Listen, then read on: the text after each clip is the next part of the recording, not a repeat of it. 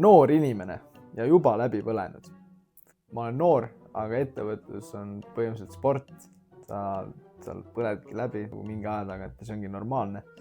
Eriti kui töötate palju tunde päevas. Avatam, siin on üks teine ettevõtja vastand.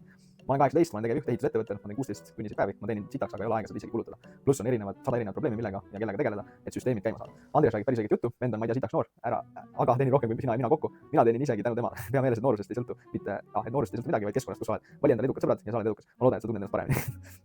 Jah, absoluutselt nõus. Ma ei tea, mine kuhugi pensionisambaid müüma, jäta ehitus rahule. Mind on kutsutud pensionisambaid müüma, see ei ole väga minu teema. Ei, ma ei jäta ehitust rahule, sest ma konkreetselt aitan ehitajaid saada töid ja ma tean, et ma olen neile kasulik.